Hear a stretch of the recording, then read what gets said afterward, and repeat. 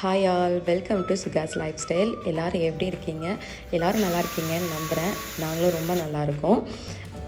So இந்த vlog வந்து நான் பங்குனி உத்திரத்தன்னைக்கு எடுத்தது.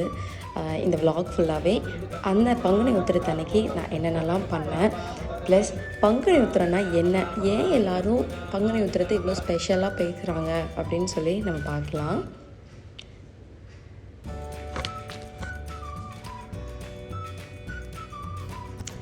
ஸோ நான் மார்னிங் எந்திரிச்ச உடனேயுமே இன்றைக்கி மாப் போட்டுட்டேன். அதுக்கப்புறம் தான் எல்லா வேலையுமே ஸ்டார்ட் பண்ணேன்.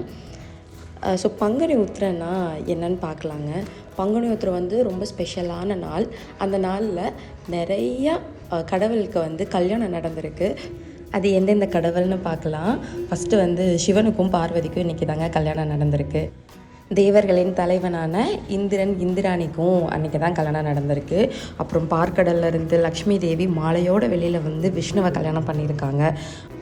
அப்புறம் மகாலட்சுமி விரதம் இருந்து நாராயணன் நெஞ்சில் இடம் பிடிச்சதும் இந்த நாளில் தான்.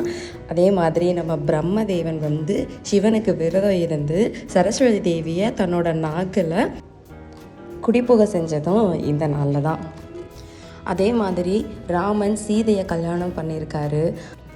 அந்த அதே பங்குனி உத்திரத்தில் தான் அவரோட 3 தம்பிகளுக்கும் கல்யாணம் நடந்திருக்கு. ஒரு ஆண் இந்த பங்குனி உத்திரத்தன்னைக்கு 27 பொண்ணுங்களை கல்யாணம் பண்ணியிருக்காரு அப்படின்னு சொன்னால் நம்ப முடியுதாங்க. ஆனால் உண்மையாகவே அது நடந்திருக்கு. அது யாருன்னா நம்ம சந்திரன். அவர் தக்ஷனோட 27 பெண்களை கல்யாணம் பண்ணியிருக்காரு இந்த பங்குனி உத்திரத்தன்னைக்கு. அது யார் யாருன்னா அஸ்வினி, பரணி, கிருத்திகை, ரோகிணி, மிருகசீரிஷம், திருவாதிரை, புனர்பூசம், பூஷம், ஆயில்யம், மகம், பூரம், உத்திரம், ஹஸ்தம், சித்திரை, சுவாதி, விஷாகம், அனுஷம், கேட்டை, மூலம், பூராடம், உத்திராடம், திருவோணம், அவிட்டம், சதயம், பூரட்டாதி, உத்திரட்டாதி, ரேவதி. ஸோ இந்த 27 நட்சத்திரங்களையும் கல்யாணம் பண்ணது நம்ம சந்திரதேவன் தான். ஸோ இந்த மாதிரி நிறைய ஸ்பெஷலான விஷயம் அன்றைக்கி நடந்திருக்கு. ஸோ இதில் முருகனுக்கு என்ன அவ்வளோ ஸ்பெஷல் அப்படின்னா, முருகன் வந்து அந்த வதம் பண்ணது தேவர்களோட ரொம்ப நாளாக அவங்கள துன்புறுத்திட்டு இருந்த சூரபத்மனோட முடிவு அன்னைக்கு தான் வந்து நடந்துச்சு. அதை முடித்ததுக்கு அப்புறம் தான் வந்து தெய்வானையை கல்யாணம் பண்ணாருங்க. அது மட்டும் இல்லை, அன்னைக்கு தான் வள்ளி பிறந்திருக்காங்க.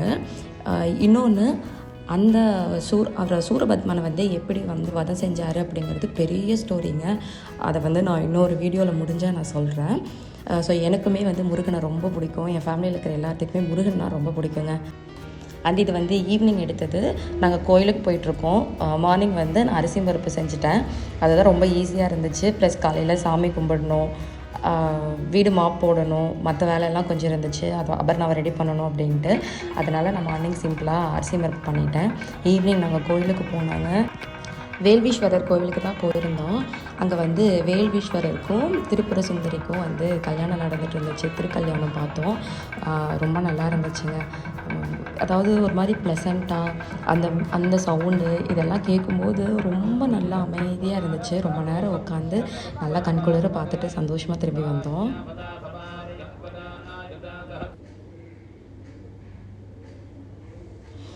நாங்கள் ரிட்டன் வரும்போதே காய்கறி வாங்கிட்டு வந்துட்டோங்க. நான் வந்து எப்போவுமே 3 டேஸ்க்கு தான் வாங்குவேன். ஆனால் அன்றைக்கி மட்டும் நான் 1 வீக்குக்கு வாங்கிட்டேன். நான் வாங்கிட்டு ரிட்டன் வரும்போதே ஒரு 8 இருக்கும். ஸோ அதுக்கு மேலே வந்து நம்ம சமைச்சு சாப்பிட்றதுக்குள்ளே அபர்ணா பசிக்குதுன்னு சொல்லிடுவா அப்படின்ட்டு நாங்கள் வரும்போதே தோசை சாப்பிட்டு வந்துட்டோங்க. அபர்ணாவுக்கு அந்த தோசை 360ல் தோசைன்னா ரொம்ப பிடிக்கும். அதனால் நம்ம அங்கே தான் போயிருந்தோம்.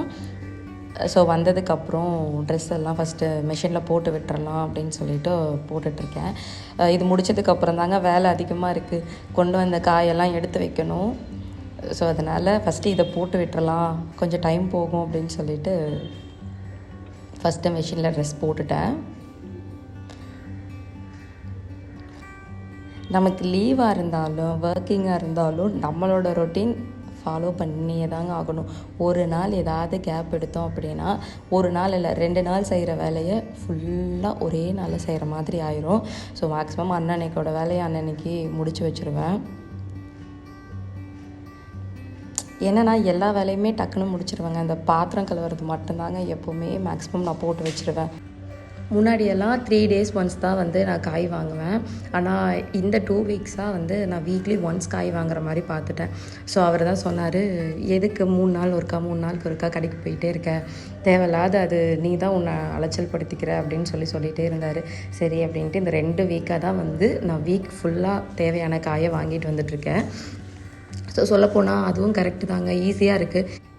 இல்லைனா அபர்ணாவை ஈவினிங் ஸ்கூல்லேருந்து பிக்கப் பண்ணி அவளை வந்து கிளாஸ்க்கு விடுவேன். ஸோ பார்க்குறப்ப அவளோட ஸ்கூல் பேகு, அவளோட கிளாஸோட பேகு, ப்ளஸ் 2 லஞ்ச் பேகு, என்னோடய பேகு, ப்ளஸ் காய்கறி பேகு, அவள் எல்லாத்தையும் வச்சுட்டு என்னால் அதை வரவே முடியாது. நான் அவர்கிட்ட வந்தால் சொல்லிக்கிட்டே இருப்பேன். அதனால் என்ன பண்ணுவோம், வீட்டுக்கு வந்ததுக்கப்புறம் மறுபடியும் போய் காய் வாங்கிட்டு வருவோம். ஸோ பார்க்குறப்ப எனக்கு டபுள் ஒர்க் மாதிரி ஆயிரும்.